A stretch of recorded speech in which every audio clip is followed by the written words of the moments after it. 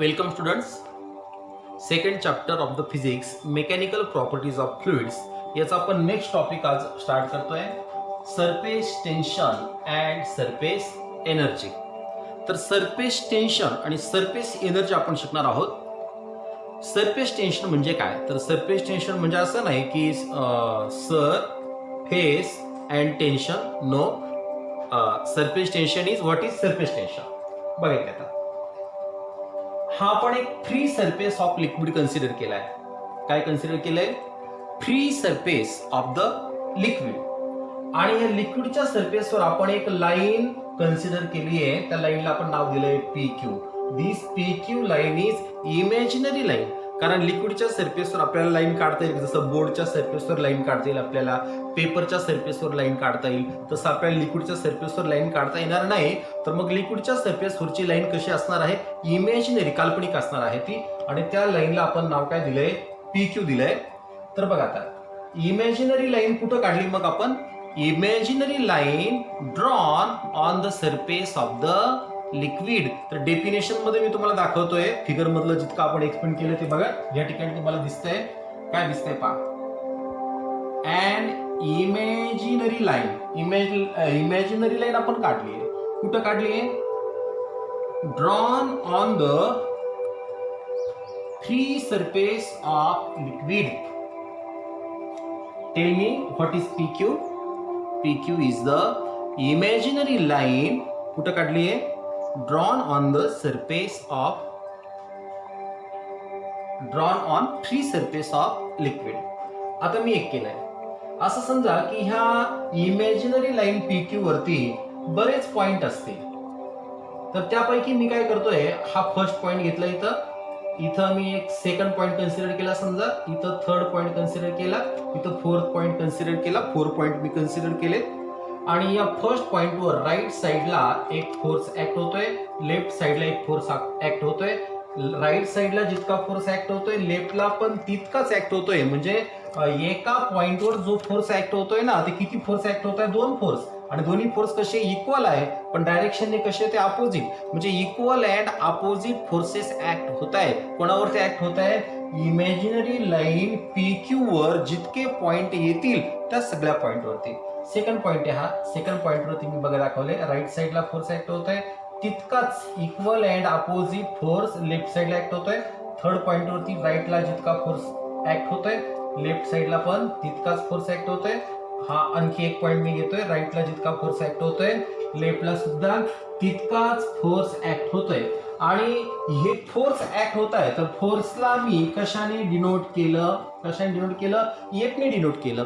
आणि हा ऍक्ट होणारा फोर्स जो F आहे ना, तो लिक्विडच्या सरफेसला कसा आहे?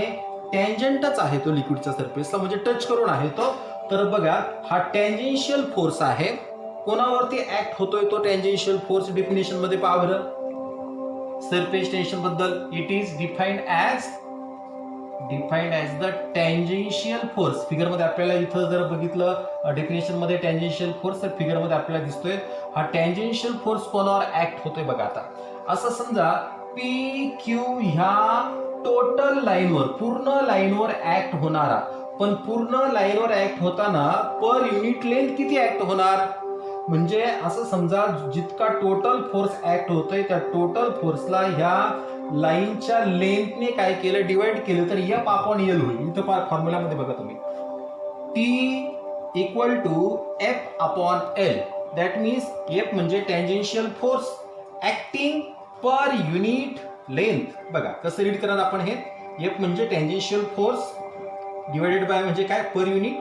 Tangential force acting per unit length. पा डेफिनेशन मध्ये tangential force acting per unit length.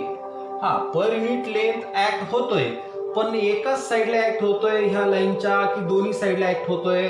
तर काय, कसा ऍक्ट होतोय तो? On both sides. कोणाच्या बोथ साइड्सला?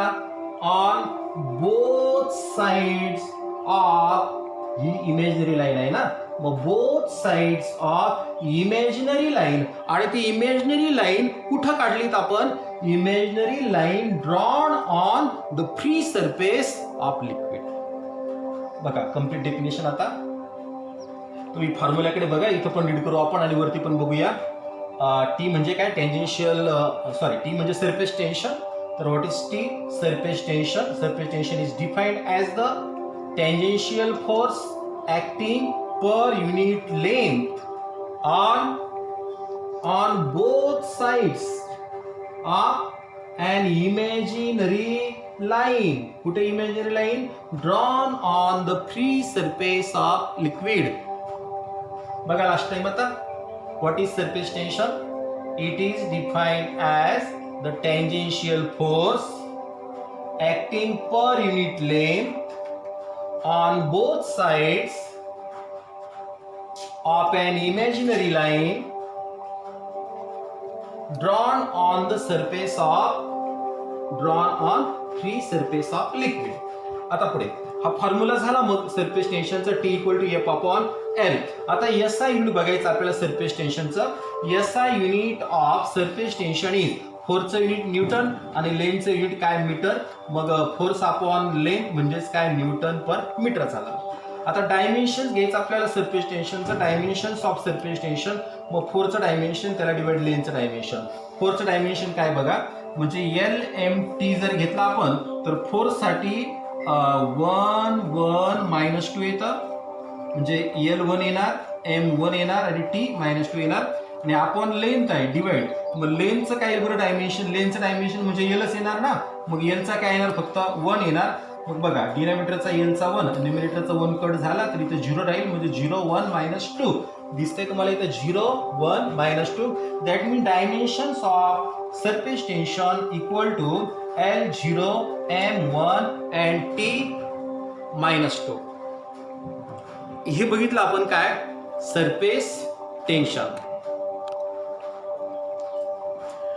आता आपण एक एक्झाम्पल बघणार आहोत.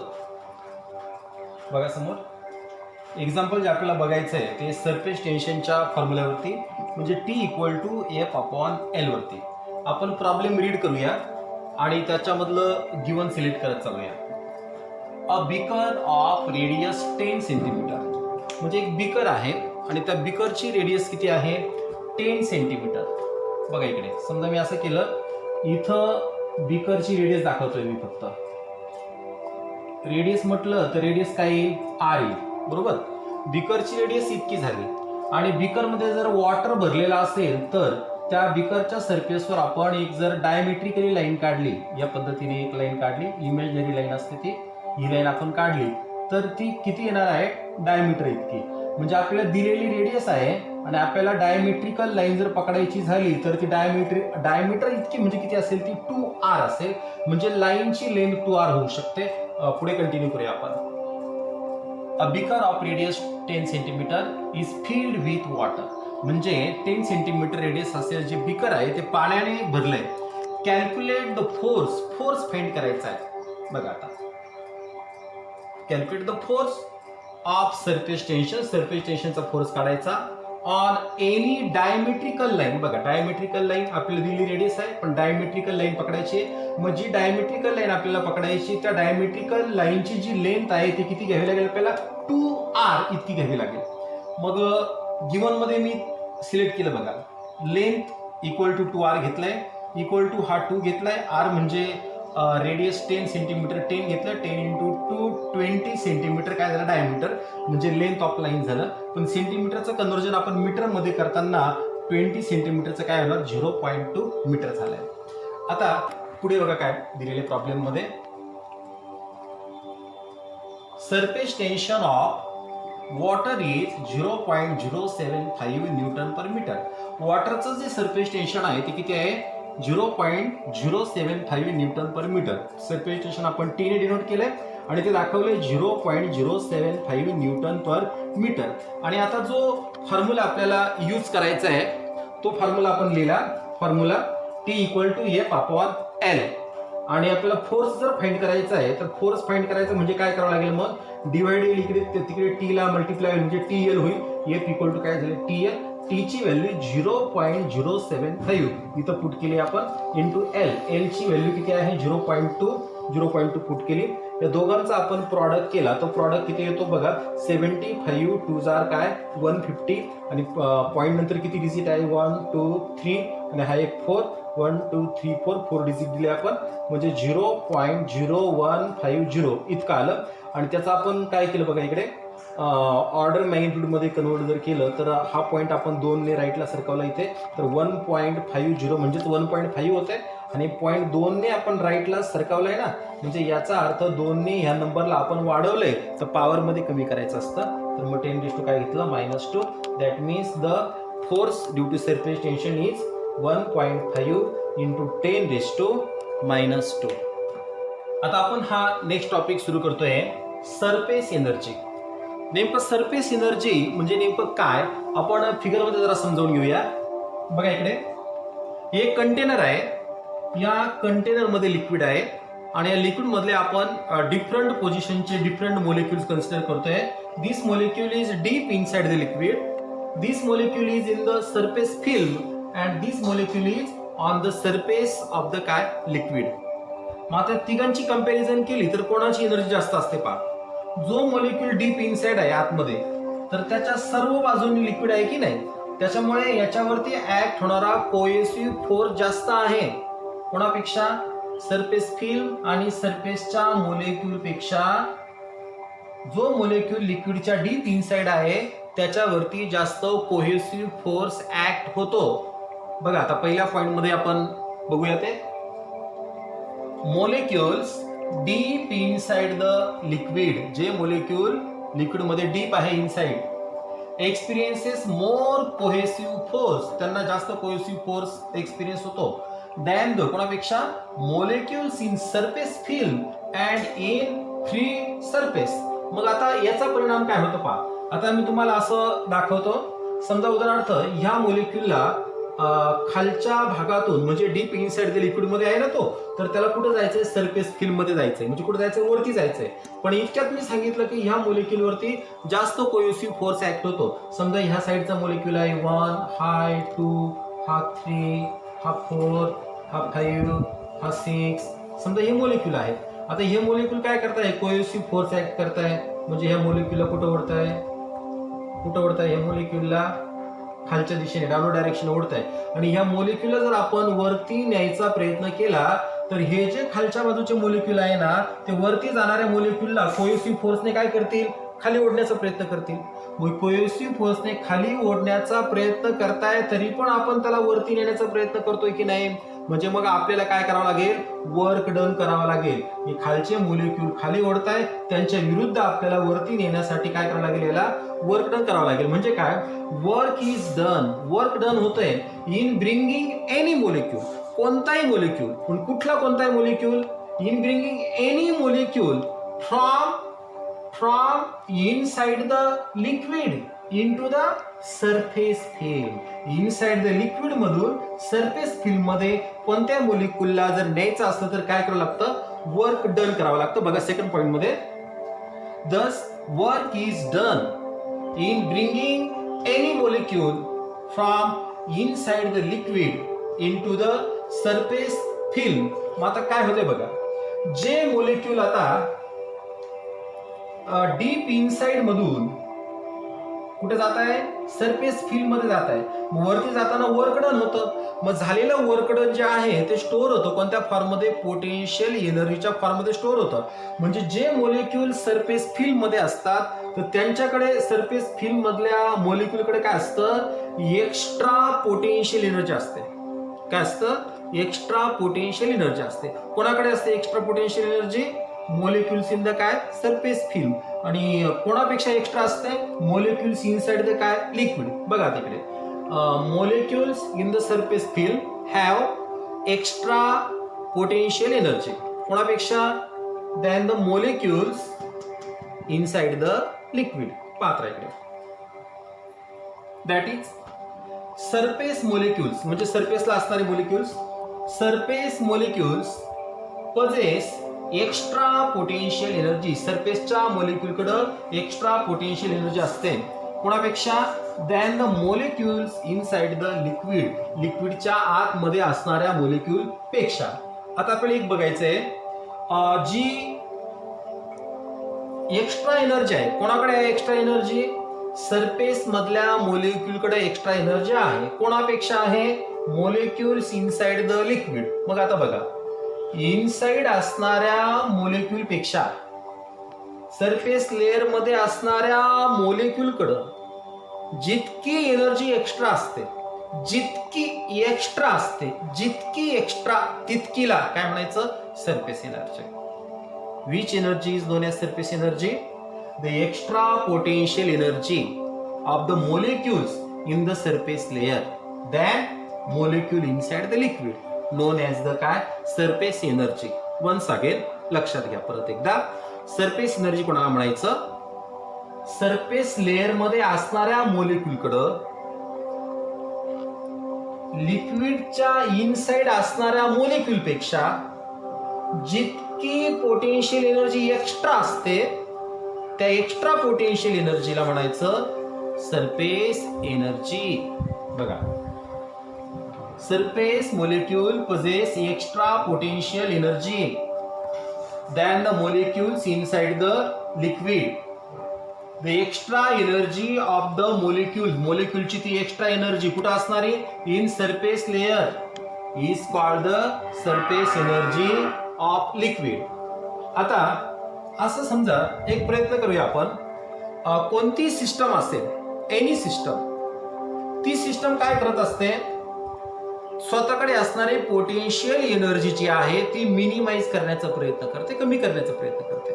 मग ह्या सरफेस लेअर मध्ये जे मोलिक्यूल असतील ते सुद्धा त्यांची पोटेन्शियल एनर्जी मिनिमाइज करण्याचा प्रयत्न करतात.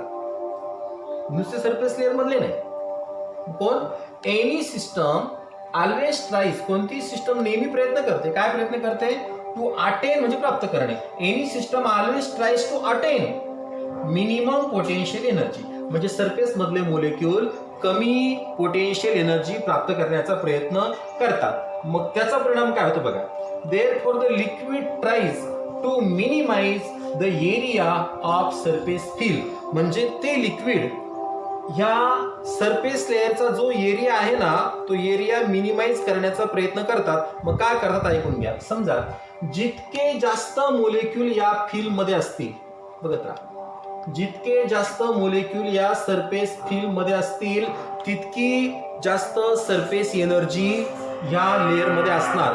म्हणजे तितकी जास्त, तितकी एक्स्ट्रा पोटेन्शियल एनर्जी म्हणतो आपण त्याला. म्हणजे एक्स्ट्रा पोटेन्शियल एनर्जी म्हणजेच कोण असते? ती सरफेस एनर्जी. मग जेवढी एक्स्ट्रा सरफेस एनर्जी आहे, म्हणजे पोटेन्शियल एनर्जी आहे, ती कमी करण्याचा प्रयत्न करते सिस्टम. मग ती एनर्जी कमी करायची म्हणजे मोलिक्यूलची संख्या कमी करायची, आणि मग मोलिक्यूलची संख्या कमी करायची म्हणजे सरफेस एरिया कमी करायचा. म्हणजे मग लिक्विडचा सरफेस काय प्रयत्न करतो? Therefore the liquid tries to minimise the area of surface film. म्हणजे ते लिक्विड सरफेस एरिया कमी करण्याचा प्रयत्न करतं. Hence in order to increase the surface area of liquid energy has to be काय स्पेंड. आता बघा, इथं याचा मिनिंग मी क्लिअर करतो तुम्हाला. कोणती सिस्टम काय करते? पोटेन्शियल एनर्जी मिनिमाइज करण्याचा प्रयत्न करते. इथं ह्या सरफेस मध्ये पोटेन्शियल एनर्जी कशी आहे? आता जास्त आहे. मग ती मिनिमाइज करण्याकरता काय करावं लागेल? सरफेसचे जे मोलिक्यूल आहे ते मोलिक्यूलची संख्या कमी करावी लागेल. मग ती मोलिक्यूलची संख्या कमी करावी लागेल म्हणजे सरफेस एरिया कमी करावा लागेल. पण सरफेस एरिया काही कमी होणार नाही. तो सरफेस एरिया कमी होऊ नये याच्या करता काय होतं? एनर्जी खर्च होते. In order to increase the surface area of the liquid energy has to be spend. आणि तीच काय झाली? तेवढी एक्स्ट्रा काय झाली? सरफेस एनर्जी झाली. तर हा संपला आपला सरफेस एनर्जीचा टॉपिक. आता एका मिनिटात तुम्हाला मी पूर्ण सरफेस एनर्जीची जी कॉन्सेप्ट आहे ना ते एक्सप्लेन करतो. बघा इकडे, इथं 3 मोलिक्युल्स आहेत. हा molecule deep inside the liquid आहे, हा molecule in the surface film आहे, आणि हा मोलिक्यूल कुठे आहे? On the surface of the काय? लिक्विड आहे. जो मोलिक्यूल लिक्विडच्या कुठं असतो? डीप इनसाइड असतो. त्याच्यावरती जास्त कोहेसिव्ह फोर्स ऍक्ट होतो वरच्या मोलिक्यूलपेक्षा. मग ह्या डीप इनसाइड असणाऱ्या मोलिक्यूल आपल्याला वरती न्यायचं जर झालं तर बाकीचे मोलिक्यूल कोहेसिव्ह फोर्सने त्याला खाली ओढण्याचा प्रयत्न करतात. म्हणजे मग आपल्याला वर्क डन करून त्याला वरती न्यावं लागतं. आणि त्याला वर्क डन करून वरती नेलं समजा, तर work done is stored in the form of काय पोटेन्शियल एनर्जी. म्हणजे सरफेस लेअर मध्ये असणाऱ्या मॉलिक्यूल मध्ये कोणती एनर्जी येते. आता आपण आधी जे बघितलं, काय काय बघितलं, surface tension and surface energy. तर आता काय बघायचं आपल्याला, सरफेस टेन्शन मध्ये आणि सरफेस एनर्जी मध्ये काय रिलेशन आहे, ते रिलेशन आपल्याला प्रूव्ह करायचं आहे. त्याच्यासाठी आपण काय करूया, ह्या फिगरकडे लक्ष द्या तुम्ही.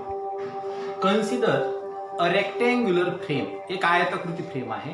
त्या फ्रेमला आपण नाव काय दिलं बघा इकडे, P dash P S S dash. We consider the rectangular frame as P dash P S S dash. आता या फ्रेमला इथं तुम्हाला क्यू आर ही एक वायर दिसते बघा. ही क्यू आर वायर कशी आहे, this wire Q R is movable. कुठे मुव्हेबल आहे, wire Q R is movable towards PS or away from the PS. म्हणजे वायर क्यू आर ही पीएस कडे सरकवता येते किंवा पीएस पासून आपल्याला दूर नेता येते. मग आता असं समजा की वायर क्यू आर ही पीएस ला पॅरलल दिसते. आता काय करायचंय, या फ्रेमला कशात बुडवायचंय, इन ए सोप सोल्युशन. सोपच्या सोल्युशन मध्ये बुडवायचंय. मग सोपच्या सोल्युशन मध्ये बुडवल्यानंतर काय होईल बघा, जेव्हा आपण ह्या फ्रेमला सोपच्या सोल्युशन मधून बाहेर काढू ना, तेव्हा पी एस आर क्यू इतक्या रेक्टेंग्युलर पार्ट मध्ये एक फिल्म तयार होते. आणि ती फिल्म तयार होते तर परिणाम काय होतो बघा, सरफेस टेन्शन ची प्रॉपर्टी काय आहे, to minimise the surface area. म्हणजे पी एस आर क्यू याचा सरफेस एरिया जितका होणार आहे तो सरफेस एरिया मिनिमाइज होण्याचा प्रयत्न करेल. व मिनिमाइज होताना पीएस लेफ्टला मूव्ह होणार नाही, पी क्यू डाऊनवर्ड मूव्ह होणार नाही, एस आर अपवर्ड मूव्ह होणार नाही. क्यू आर मुव्हेबल आहे ना, म्हणजे क्यू आर कुठे मूव्ह होणार, मग क्यू आर मूव्ह टुवर्ड्स काय, पीएस. पीएस कडे मूव्ह होईल. मग पीएस कडे मूव्ह होताना कोणत्या फोर्सने क्यू आर ला पुल केलं जातं, Q R is pulled towards PS by force F. Force F ने पुल केलं जात आहे. पण आपण एक केलं, आता या क्यू आर वायरला जर पीएस कडे पुल केलं जात आहे तर आपण काय करणार, त्याला पीएसच्या अवे म्हणजे अवे फ्रॉम पीएस आपण त्याला मूव्ह करणार. कोणाला, क्यू आर ला. मग मुव्हेबल वायर क्यू आर ला आपण पुल केलं. कुठपर्यंत पुल केलं, till the position Q dash R dash.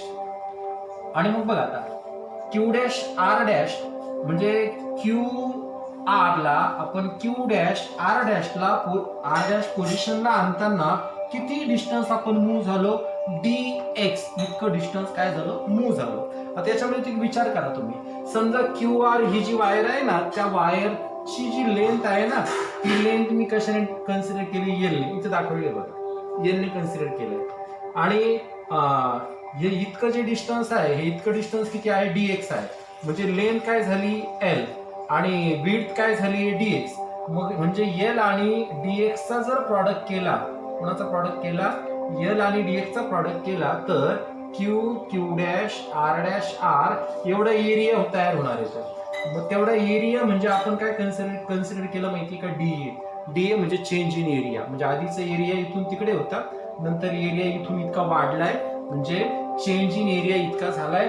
तर तो चेंज इन एरिया आपण डीए ने डिनोट केला समजा, तर तो किती होतो, एल इंटू डी एक्स होतो. आता आपण एक करूया, काय करूया, पहिल्यांदा फिगर मध्ये जे आहे ते थेरॉटिकली एक्सप्लेन करूया. बघा इकडे, in figure consider a rectangular frame. कशी फ्रेम आहे पहा,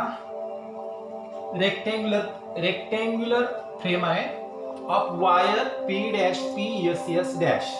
rectangular frame of wire P dash P S S dash. नाव सेकंड पॉइंट मध्ये काय आहे, it is fitted with movable arm Q R. बघा इकडे, मुव्हेबल आर्म कोण आहे, क्यू आर. म्हणजे ह्या P dash P S S dash या फ्रेमला क्यू आर ही मुव्हेबल आर्म काय केली आपण फिट केली आहे.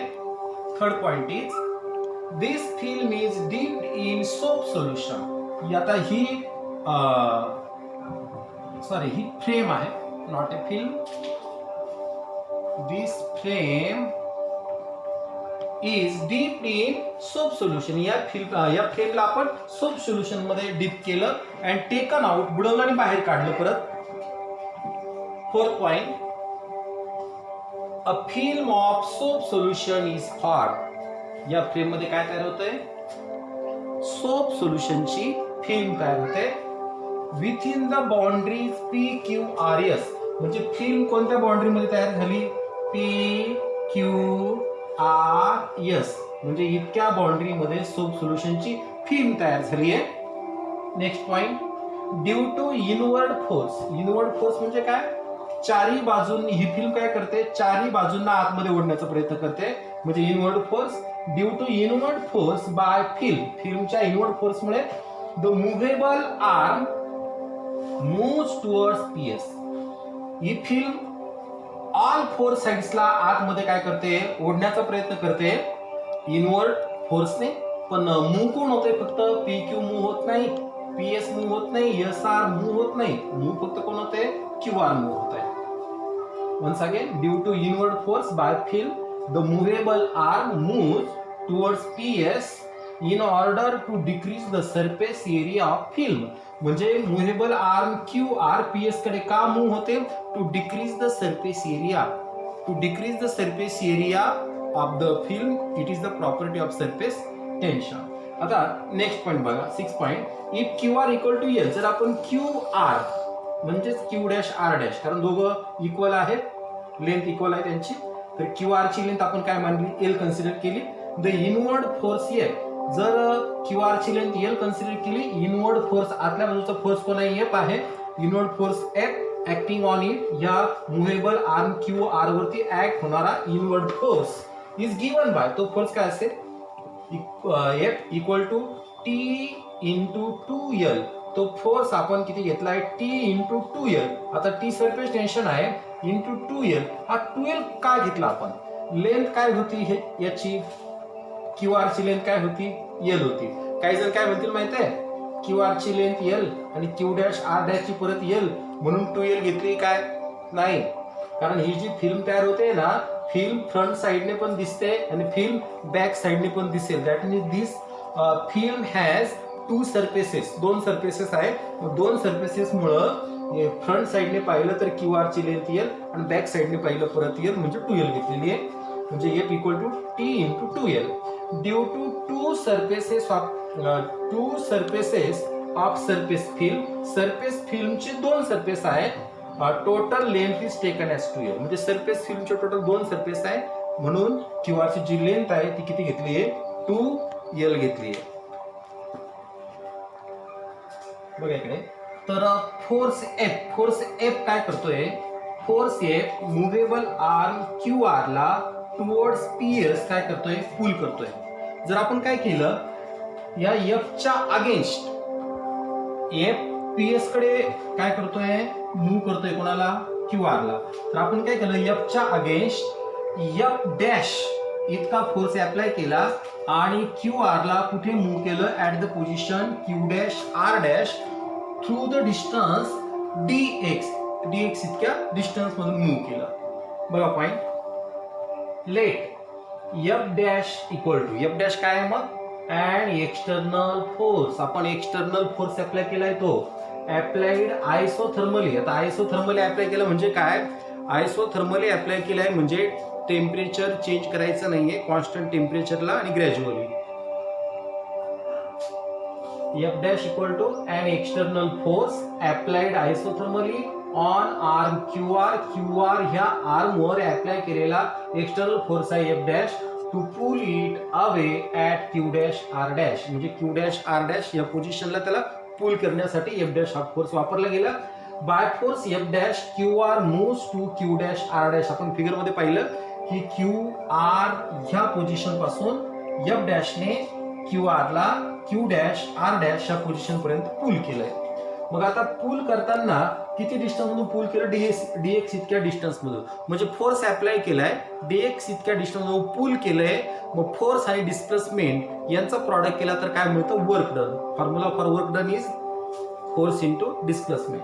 बघा तिकडे therefore work done against F, म्हणजे एफ तिकडे ओढत होता आणि एफ डॅश त्याच्या अपोजिट तिकडे ओढतोय की नाही, म्हणजे मग एफ डॅशने किती वर्क केलं, work done against F due to surface tension is given by, ते वर्क डन म्हणजे डीडब्ल्यू, स्मॉल वर्क डन आहे डीडब्ल्यू.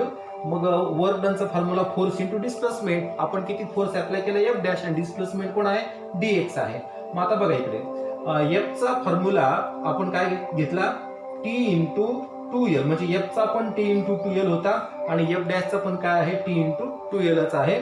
आणि आता पुढची व्हॅल्यू कोण आहे, dx आहे. बट आता 2L इंटू dx म्हणजे हे नेमकं कोण आहे, आता L म्हणजे लेंथ आणि dx म्हणजे विड्थ आहे. बघा इकडे L काय झाली आहे, लेंथ, आणि dx काय झालं, विड्थ, म्हणजे लेंथ इंटू विड्थ या दोघांचा प्रॉडक्ट केला तर Q dash R dash R एवढ्या रेक्टँगलचा तो काय होईल, surface area. But film has two surfaces, मग सरफेस एरिया डबल होईल की नाही, म्हणजे बघा इथं 2L dx, मग 2L dx हे कोण झालं, increase in surface area that is denoted by dA. मग पुढे म्हटलं increase in surface area of film, फिल्मचा surface area इतक्याने वाढला. मग आता डीडब्ल्यू ची व्हॅल्यू काय होईल बघा, वर्क डन ची व्हॅल्यू इक्वल टू हा टी ऍज इट इज घेतला टी 2L dx म्हणजे डीए घेतला, म्हणजे वर्क डनचा फॉर्म्युला मिळाला tension into increase in surface area. आणि हे वर्क डन काय होतं बघा, this work is done in stretching the surface area of film. ही जी फिल्म होती या फिल्मचा सरफेस एरिया स्ट्रेच करण्यासाठी काय केलं गेलं, हे वर्क डन वापरलं गेलं. आणि that work done is stored, कसं स्टोर होतं, in the form of potential energy. The work is done in stretching the surface area of film. फिल्मचा surface area increase करण्यासाठी वर्क डन वापरलं गेलं. And is stored in film as potential energy. Film मध्ये ते work done potential एनर्जीच्या form मध्ये store होतं. आणि store झालेली energy, this energy is called as surface energy. ह्या एनर्जीला म्हणायचं सरफेस एनर्जी. आणि मग आता सरफेस एनर्जीचा फॉर्म्युला काय येईल, मग वर्क डनच्या जागेवर सरफेस एनर्जी केलं तर पुढचं ऍज इट इज आहे टी इंटू डीए, इथे दिसतं तुम्हाला टी इंटू डीए. मग याच्यामधून सरफेस टेन्शन काढायचं झालं तर डीए म्हणजे चेंज इन एरिया, आपण तिकडे लेफ्टला पाठवलं तर सरफेस एनर्जीला तो काय डिवाइड होईल, दिसतंय बघा तुम्हाला T equal to surface energy, आणि सरफेस एनर्जीला डिवाइड डीए होतोय, झालं डीए डिवाइड. मग यावरून आपल्या एक लक्षात येतंय की सरफेस टेन्शन साठी आपण अशा पद्धतीने अजून एक एक्सप्रेशन सांगू शकतो की सरफेस टेन्शन म्हणजे काय, surface tension is the surface energy per unit surface area. म्हणजे बघा thus surface tension is equal to surface energy per unit म्हणजे डिवाइड आलं, पर युनिट सरफेस एरिया, म्हणजे surface tension is equal to surface energy per unit surface area. या पद्धतीने आजच्या लेक्चरमध्ये आपण काय बघितलं, सरफेस टेन्शन म्हणजे काय ते शिकलो आपण, सरफेस एनर्जी म्हणजे काय ते शिकलो आपण, आणि नंतर सरफेस टेन्शन आणि सरफेस एनर्जी यांच्यामध्ये काय रिलेशन आहे, काय रिलेशन आलं, सरफेस टेन्शन म्हणजे कोण, टी, आणि सरफेस एनर्जी ही सरफेस एनर्जी. आणि या फॉर्म्युल्यामध्ये आपल्याला दोघांच्या मध्ये रिलेशन मिळाले, या फॉर्म्युल्यामध्ये पकडा किंवा या फॉर्म्युल्यामध्ये पकडा. ओके.